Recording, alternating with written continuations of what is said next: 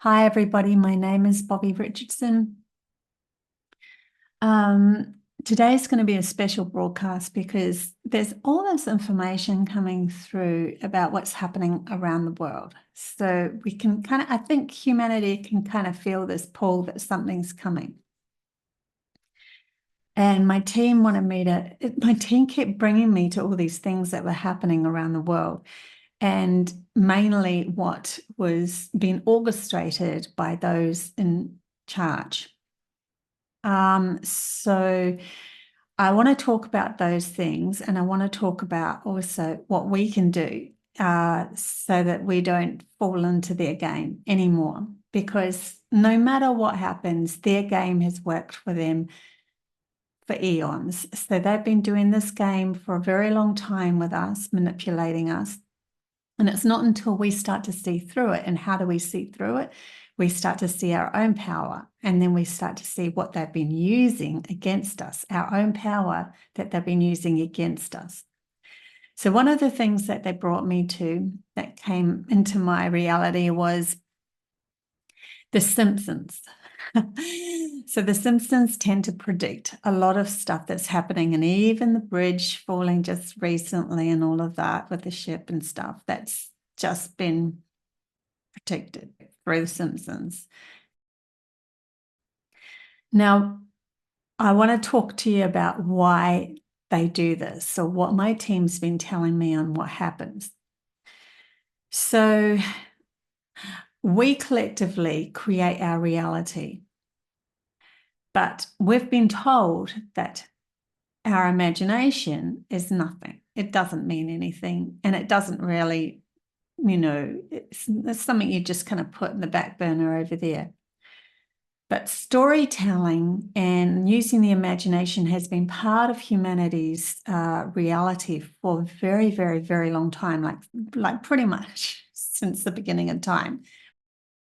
We've had storytelling that actually we learn from, and then we experience, and then we move through that focus, and we ground more stuff and so forth. And so our reality evolves through storytelling.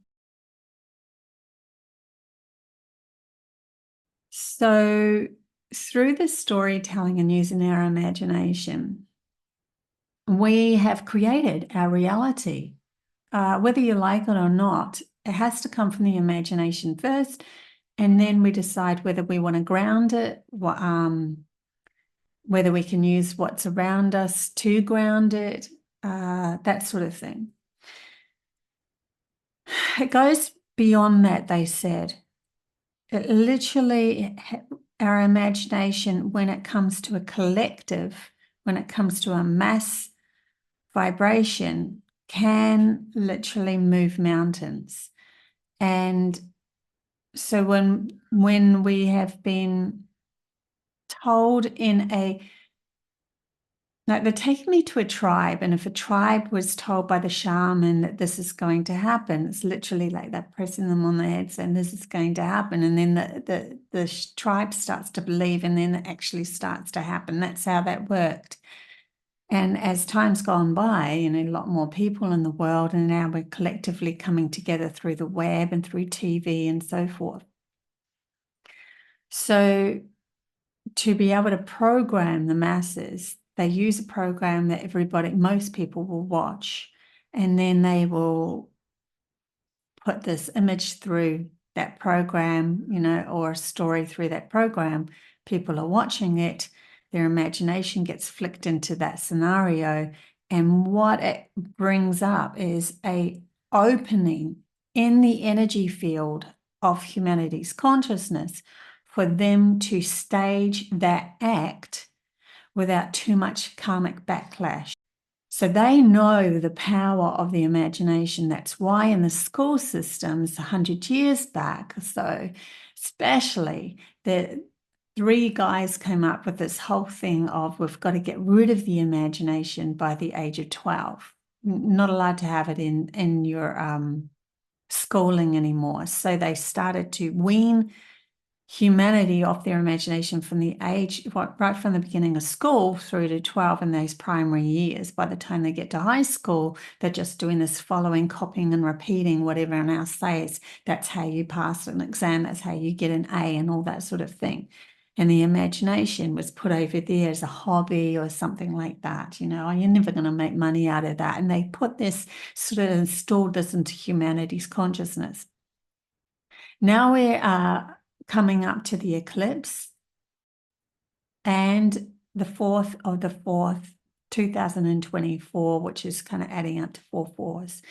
So 4s are stability and groundedness and message. It's also to do with messages coming into ground messages onto this plane of existence. So if you see 444 everywhere, you might get a message from an angel actually coming in front of you and showing themselves, or some sort of benevolent being or something like that. There's a chance for an opening for humanity's consciousness to expand, but also to ground that expansion into this reality.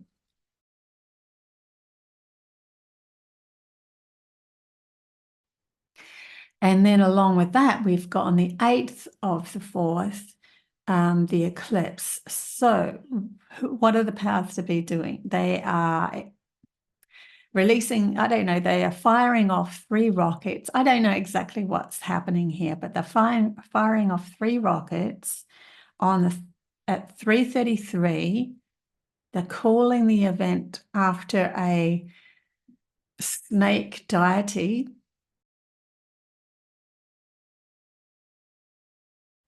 And they're saying that it's an experiment to, I don't know, see the value of what happens when the eclipse happens in the atmosphere.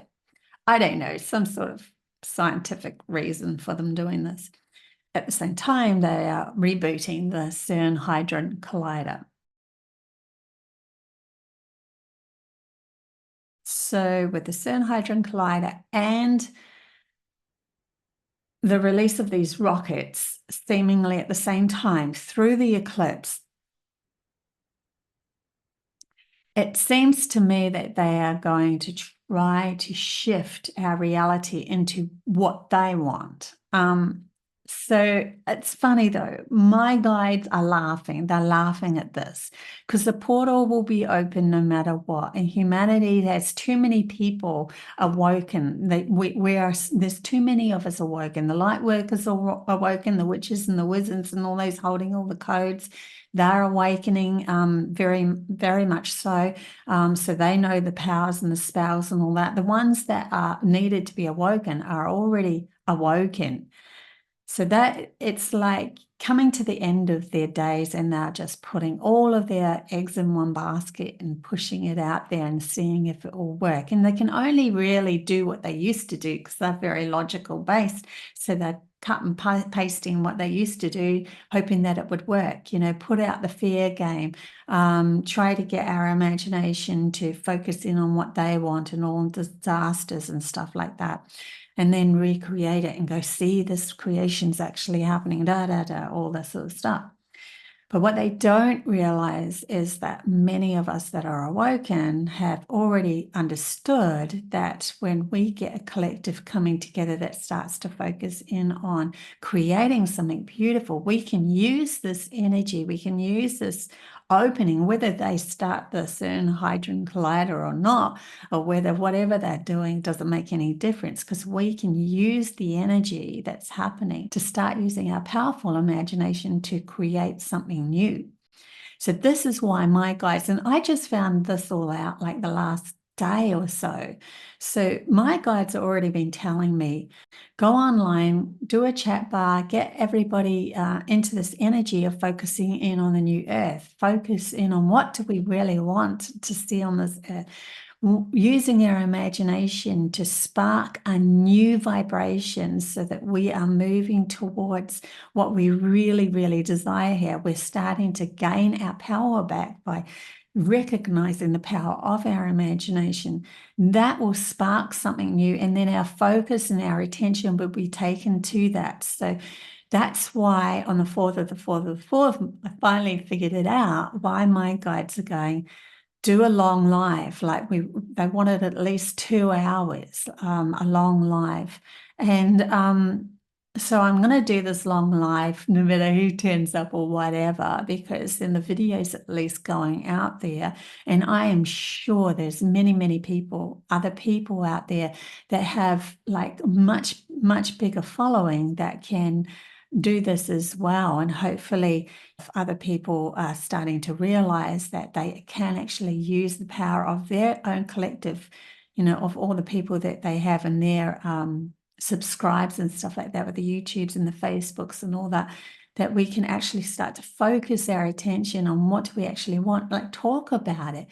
What is it that we want in this world? Show pictures about it, like bring up alternative theories and ways of living, like all that sort of stuff. Like really, really focus in on what Earth would look like, how pristine would it be, how beautiful would it be, what kind of different ways can we come together, what could it look like? Anyway, so that's why I am doing this big long talk on the Thursday, 4th of the 4th, 2024, so that hopefully this will take off. And before the 8th, which is when the eclipse is on, we've had those 4 days of starting to focus in on what we really, really want in this world and use our imagination to go towards that.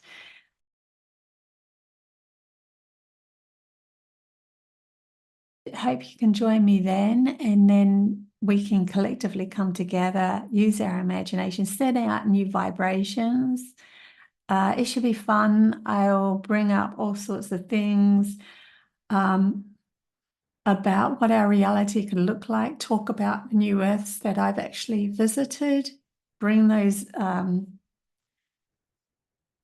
through. I'm going to try to do it on Zoom and get the chat bar going, because I wanted to also pull up a movie, and I can't do that on YouTube Live, but the movie is all about our future that I've created.